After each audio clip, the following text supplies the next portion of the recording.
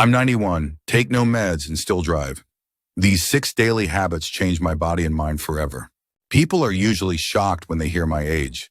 I'm 91 years old. I still drive my own car, do my own shopping, remember everything clearly, and the most impressive part? I haven't been sick in over 3 decades, not even a cold, not even a sniffle. And you know what's even more curious? I was never rich, never had expensive health insurance. I don't come from a long-lived family. My parents died young. My siblings take a dozen pills a day. But me, I'm still here, standing strong. And it's not luck, it's choice. A lot of people think health is a genetic lottery, that either you're born with it or you'll spend your old age collecting test results, doctor appointments, and pill boxes. But let me tell you something I figured out early. Your body responds to what you do with it every single day. Aging well has nothing to do with internet miracles, trendy supplements, or crazy diets. It has to do with listening to your body, respecting its timing, giving it the basics, but doing so consistently. And most importantly, never stopping, not walking, not thinking, not living with purpose. Over all these years, I've seen a lot of good people fade away. Strong people who had everything it took to go the distance, but gradually faded. And almost always for the same reason, bad habits accumulated silently.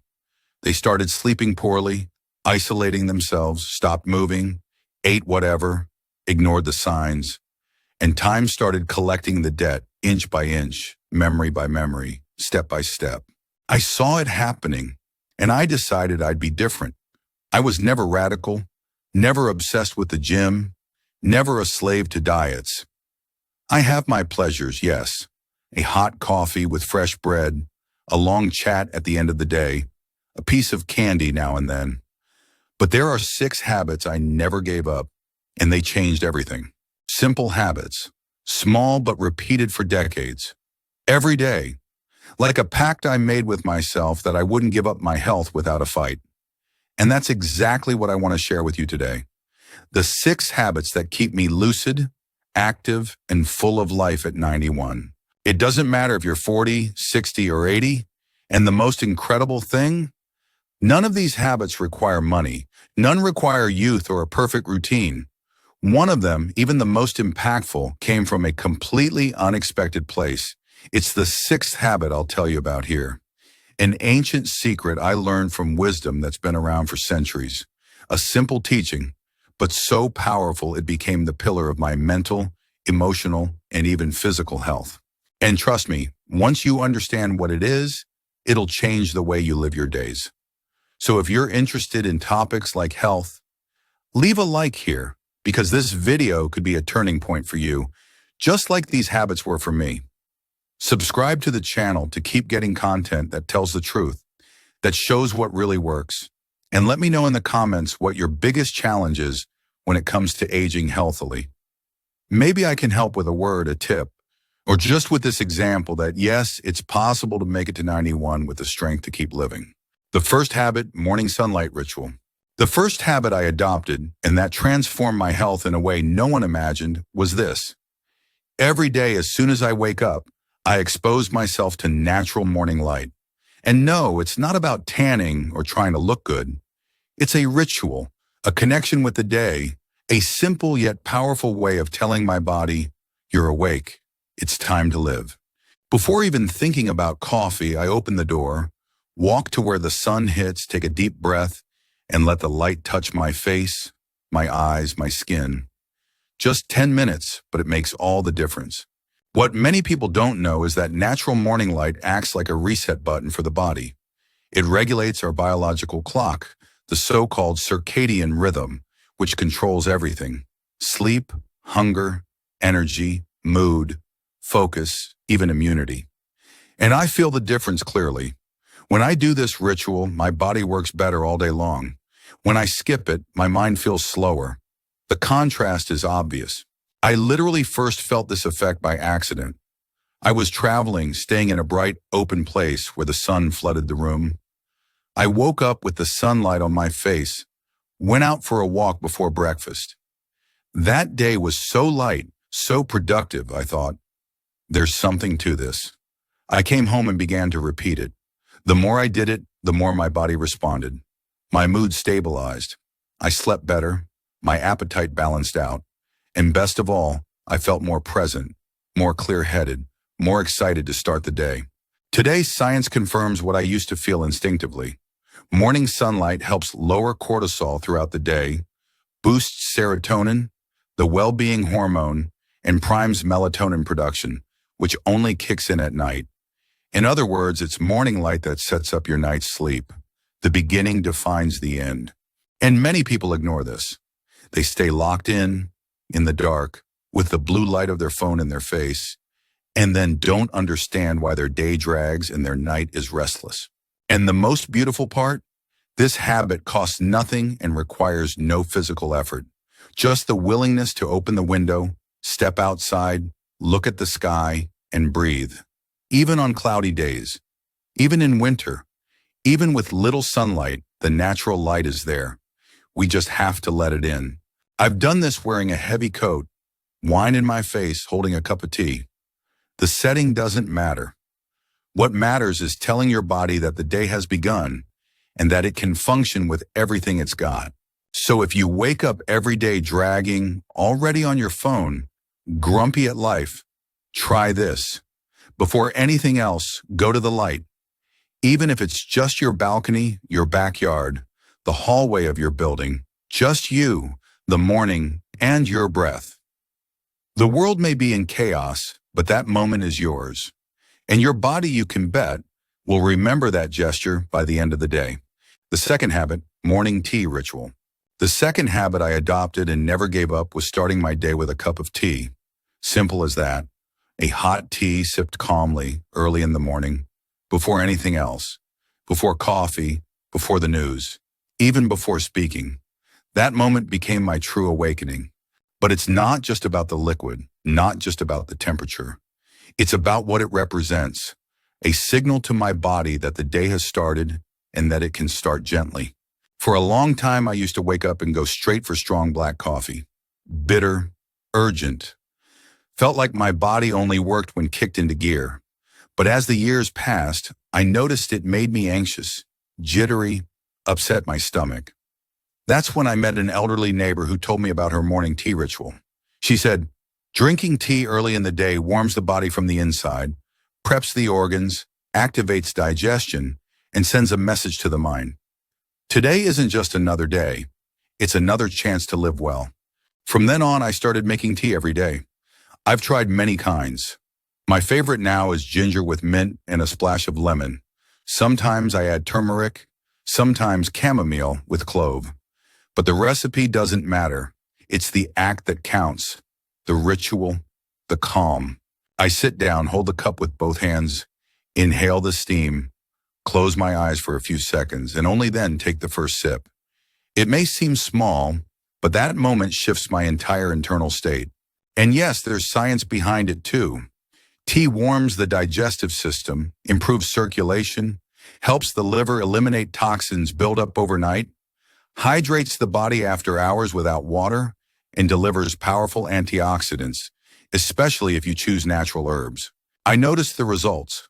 My digestion started working like clockwork. My energy in the morning improved. That heaviness I used to feel right after waking vanished. More than that, this tea became an emotional anchor, a moment where I reconnect with myself while the world wakes up in chaos. I start in silence, in presence. And for anyone wanting to age well, that is gold. Because how you start the day shapes everything that follows. And if you begin in peace, with an awake body and an aligned mind, everything flows better. Today I never skip it. Even when I travel, have visitors, or I'm in a rush, my tea comes first. Not out of fussiness, but out of respect for my body.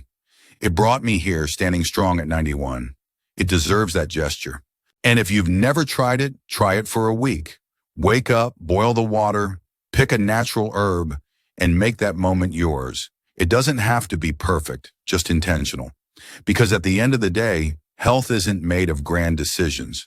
It's made of these small daily rituals that sustain the body, balance the mind, and give our days meaning. Tea is simple, but the transformation it can bring is immense. The third habit, brain exercise. The third habit I take seriously every day is exercising my brain as if it were a muscle. Because it is. And if you don't use it, it weakens. It might sound like an exaggeration, but it's the truth. What I see the most out there are people who lose their independence not because their body failed, but because their mind gradually shut down. It starts with small forgetfulness, trouble staying organized, confusion with dates and names. And before they realize it, they can't make simple decisions without help. And you know what scares me the most? That in many cases, all of this could have been prevented. And here's the good news. The simple fact that you're here right now, listening to me attentively, is already a way of training your mind. It might seem small, but it's huge, because at this very moment, you're absorbing new content, connecting ideas, reflecting, and all of that activates areas of the brain that help with memory, focus, and even mood. This here is exercise. Just by being present, listening, and learning, you're already strengthening yourself from within. I've always believed that the brain needs challenges, and it's not just crossword puzzles or board games. It's stepping out of your mental routine. It's learning a new recipe. It's understanding a topic you've never been interested in. It's solving a problem without help. That all demands effort from the mind, and it enjoys that. When you challenge the brain, it responds, it reorganizes, it creates new pathways. And for anyone who wants to reach old age with mental clarity, that's essential. At 75, I started noticing that my memory wasn't what it used to be. It was a shock.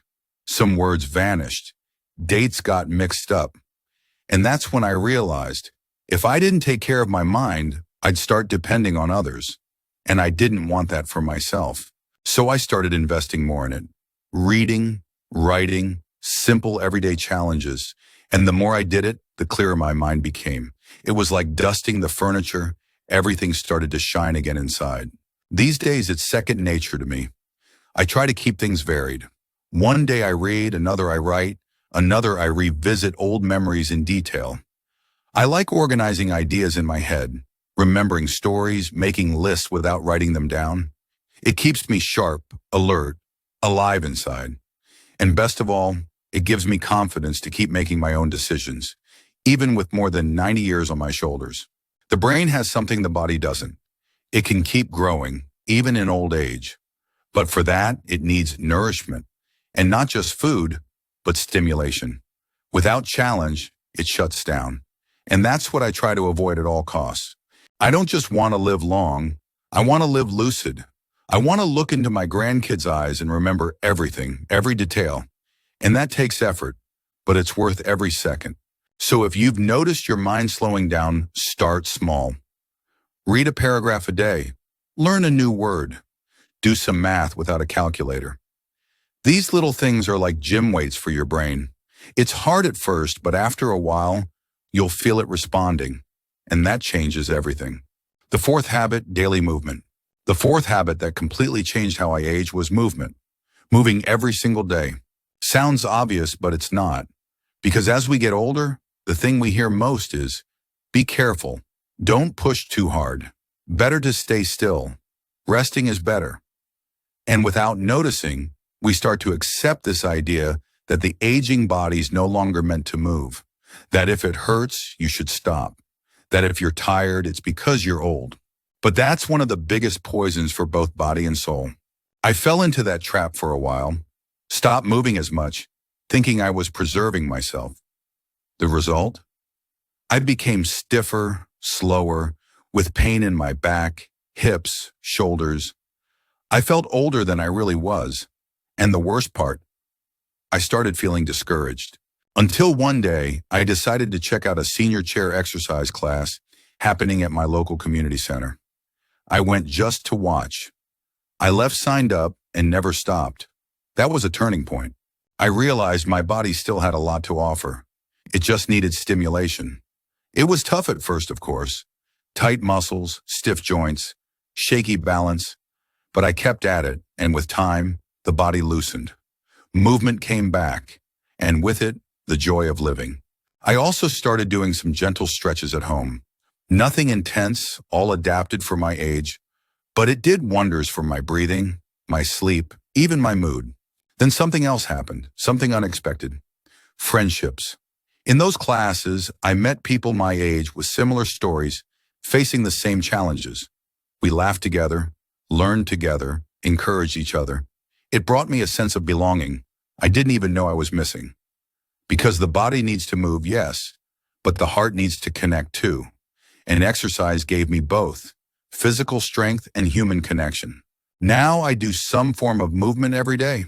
It could be a light walk, stretching in the living room, a short yoga session on the TV. The amount doesn't matter. What matters is that I don't let my body sit idle. Because when you stop moving your body, it starts to fade. But when you activate it, even just a little, it responds. It wakes up. It regenerates. And more than that, moving your body is a way of saying, I'm still here. I'm still part of life. I still deserve to feel strong. And that applies to any age. It doesn't matter if you're 60, 70, or 90. It's always time to reclaim the movement that gives your days meaning. Because living without pain, with autonomy, with flexibility, that's not a luxury. It's a right, and it's within reach for anyone who decides to start over. So if you think you passed the phase for exercise, think again. Because the body doesn't ask for perfection, it asks for presence.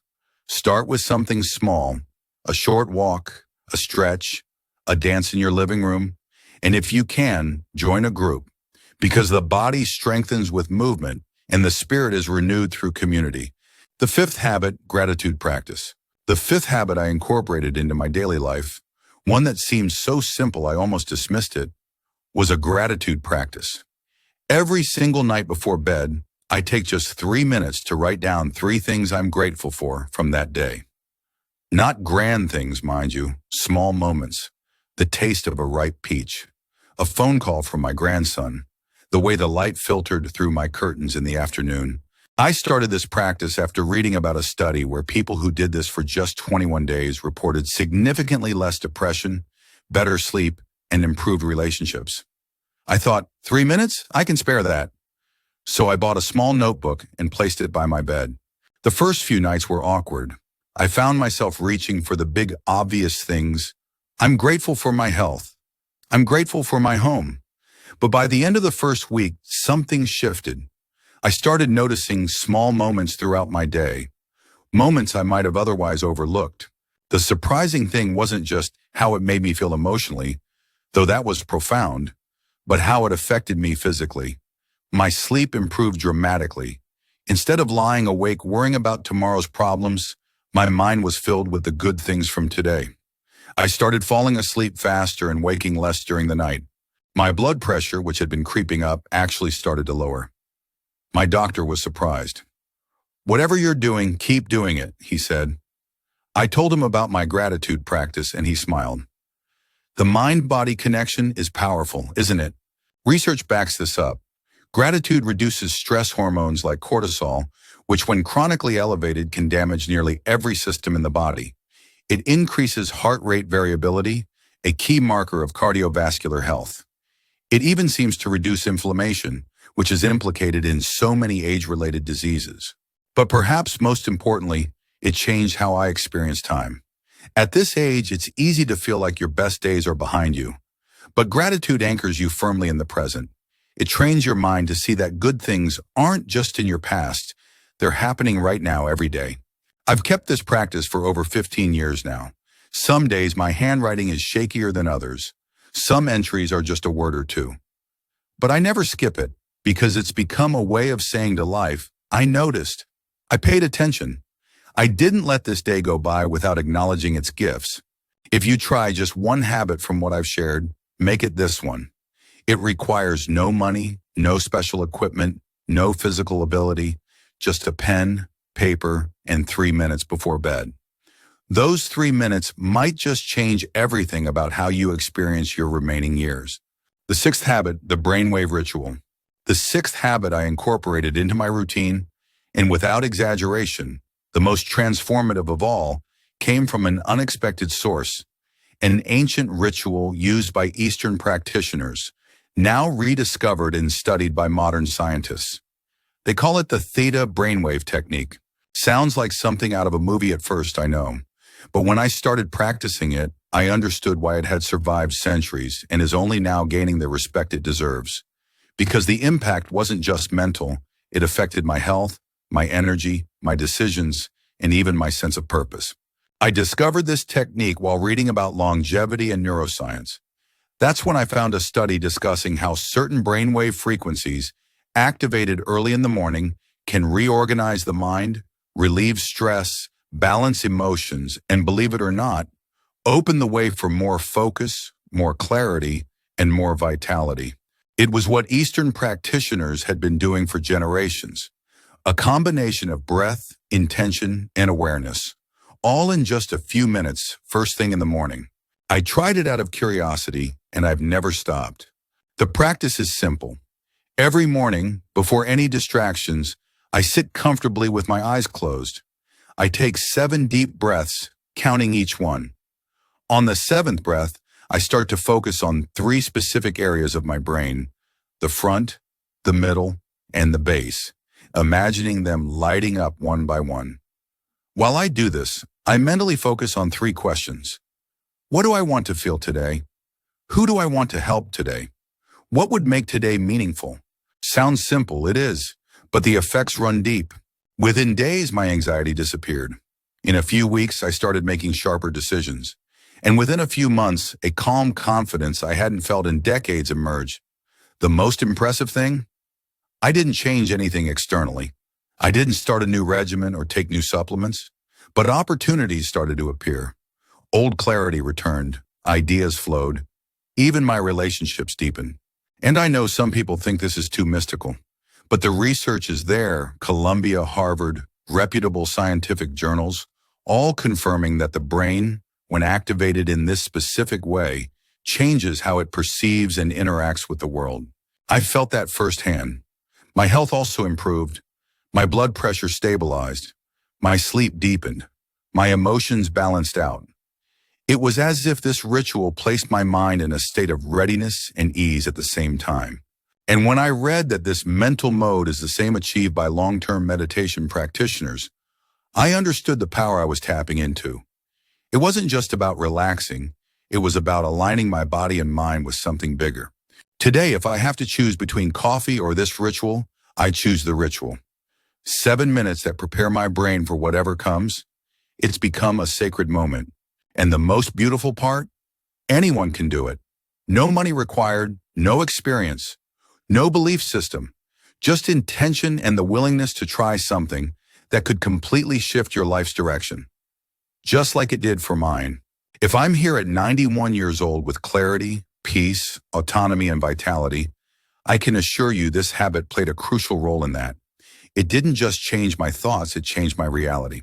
And if you feel ready for deep transformation, this ritual is the best place to start. I'll share a simple guide for the Theta brainwave technique in the comments below so you can try it yourself. It costs nothing to learn, and it could change everything inside you. Starting small, going strong. If there's one thing I've learned over all these years, it's that real health doesn't come from urgency. Not from guilt, not from pressure. Health comes from consistency, from respecting your own timing. A lot of people hear me talk about these 6 habits and already think, oh, but I could never do all that. And that's okay. The idea here isn't to become a monk, an athlete, or a guru. It's just to plant a seed, one at a time. Because no one changes everything overnight, but everyone can start something. The truth is, the most important thing is to start. It doesn't matter where. It could be with the morning tea. It could be with a short walk. It could be sitting in silence for 3 minutes before bed. What matters is creating a moment for yourself, a ritual that says to your body and mind, I'm here. I want to take care of you. And once that becomes a habit, it transforms everything because the body feels it, understands it, responds. And you know what happens when you try to change everything all at once? You get frustrated because the body and the mind resist overwhelm. And then you feel like you failed, give up, and go back to square one. That's why I always say, start small, but start strong. It's better to do one thing well every day than try to do everything at once and quit in the first week. True health is built like a house, brick by brick. In my case, I didn't start out doing the theta technique, drinking tea, contemplating life, and walking in silence all at once. No. First, I changed the way I woke up. Then I adjusted my diet. Later down the line, I discovered chair exercises. Years after that came the brainwave ritual. And everything started fitting together. One habit led to the next, like a chain of good things connecting, slowly but deeply. And you'll notice, when one habit sticks, it makes room for the next. When you sleep better, you wake up with more energy. With more energy, you eat better. When you eat better, you think more clearly. And when you think more clearly, you make better choices. It's not magic, it's a cycle. And the cycle begins with one single choice, the simplest one, the most accessible one. Another important thing, don't compare yourself to anyone. Every body has its story. Every mind has its own timing. What matters is that you look at your life today and ask, what's one thing I can improve just a little? That's it. Your health will thank you. Your mind will respond, and life will slowly return to balance, with more ease, with more joy, and with much more meaning.